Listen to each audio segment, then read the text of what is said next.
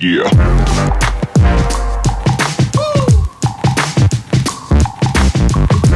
Seja bem-vindo, seja bem-vinda, aqui é Vasco, eu sou o Marques, mais um vídeo que a gente traz aqui para bater esse papo com vocês. Primeiro agradecer a quem esteve ontem na live, participando, estando com a gente, mandando mensagem, enriquecendo o nosso debate.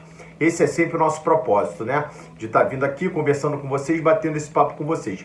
Antes da gente falar, eu queria pedir para que vocês compartilhassem os nossos vídeos, dessem um joinha, copiasse o link e divulgasse para os amigos, que vocês fossem lá nas nossas redes sociais, né?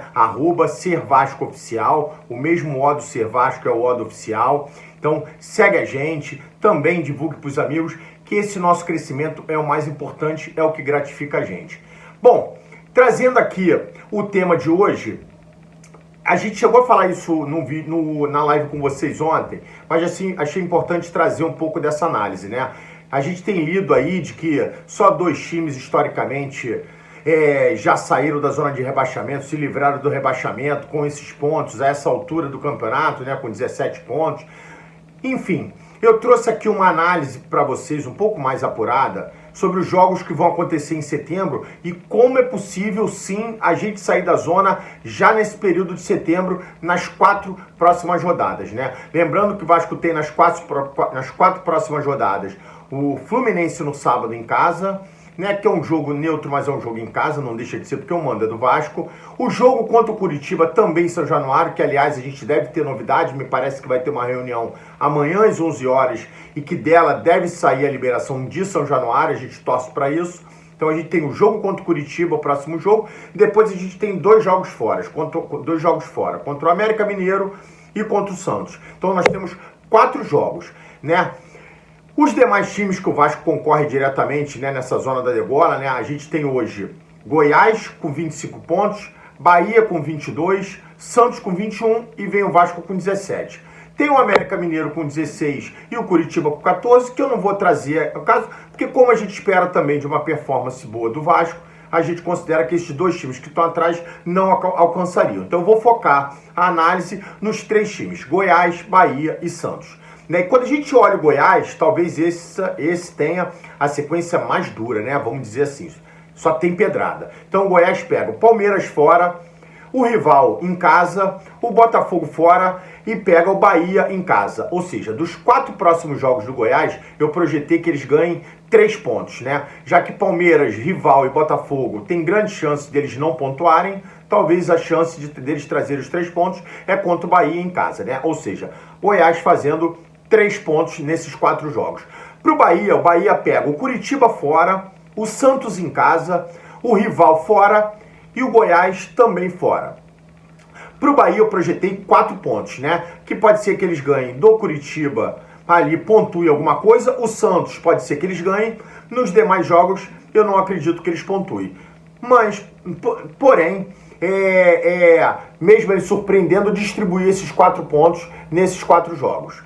Com relação ao Santos, o Santos pega o Cruzeiro em casa, pega o Bahia fora, pega a gente em casa na sequência, depois eles pegam o Palmeiras fora. Né? Então, para o Santos, eu coloquei 4 pontos, né? Já que também, se vocês observarem, tem muito confronto direto, né? Então, de uma certa forma, a margem de erro de um pode ser de outro, e na hora do cruzamento, a gente chega um pouco mais perto desses pontos que eu projetei. Então, estamos falando de 4 pontos para o Santos, né? Nesses 4 jogos. Cruzeiro, Bahia, Vasco e Palmeiras. E o Vasco, como eu citei anteriormente, pega Fluminense, Curitiba, América Mineiro e Santos. Para o Vasco, né, como a gente já vem conversando, não interessa nada menor do que 9 pontos nesses 12 pontos que o Vasco vai disputar, né? Então o Vasco, de fato, precisa ganhar pelo menos 3 das 4 partidas, né? O que traz a necessidade de que sábado a gente já conquiste a nossa primeira vitória dessa sequência que vem pela frente. E aí, quando a gente observa a projeção nos adversários que eu citei aqui agora, né? Então, relembrando, a gente tem o Goiás com 3 pontos que eu projetei, o Bahia com 4 pontos que eu projetei e o Santos com 4 pontos, né? Então, quando a gente olha a tabela hoje, a gente vê o Goiás com 25 pontos, mais os 3 pontos são 28 pontos.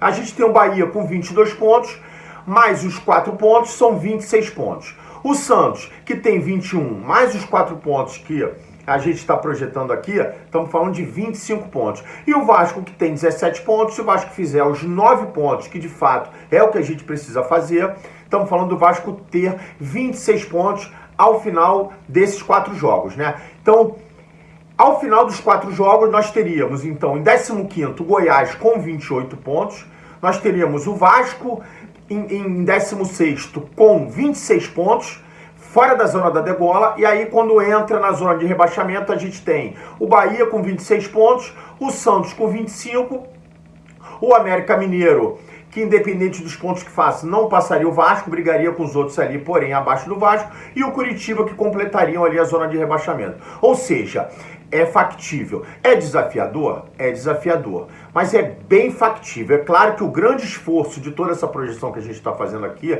é do Vasco, né? Então, como o Vasco tem que fazer 9 pontos de 12, é importantíssimo, reforçando aqui que o Vasco venha com uma vitória contra o Fluminense no Engenhão no sábado, para que de fato a gente vá com toda a pressão, com São Januário liberado, reencontro da torcida com o time no Caldeirão, e aí acho que dali a gente conquistar mais 3 pontos, e aí sim, tendo 6 pontos e indo contra América Mineiro e Santos fora, a gente, para nossa projeção mínima, a gente precisaria de uma vitória contra os dois, né? Caso o Vasco tropece no sábado contra o Fluminense, o Vasco passaria a ter uma necessidade de vitória contra um desses dois adversários fora de casa.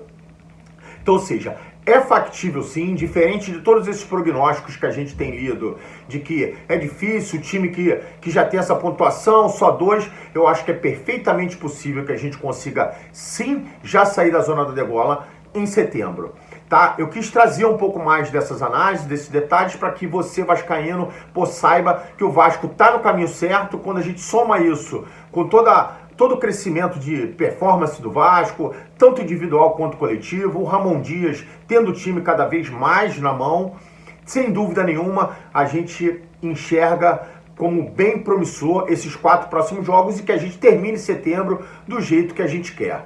Bom, queria agradecer a vocês. Amanhã, meu brotherzão, Luizão, vai estar vindo aqui na matinal para também estar trazendo notícias para vocês, desdobrando coisas que a gente já possa ter falado em algumas lives, para que a gente possa, tanto no momento matinal quanto no momento vespertino, estar trazendo aqui um conteúdo para vocês. Teremos live amanhã e, com certeza, falaremos de mais assuntos importantes.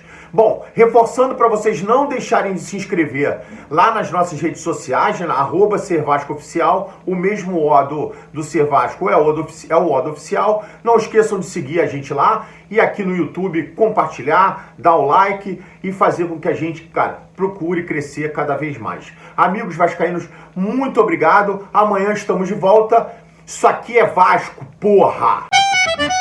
Você já conhece o Gigante Nordestino? Um restaurante típico com as mais variadas comidas do Nordeste brasileiro. Atualmente com 7 casas em todo o Rio de Janeiro. Temos unidades em Nova Iguaçu, Vista Alegre, Campo Grande, Jacarepaguá, Bangu Shopping, Aerotal e Recreio.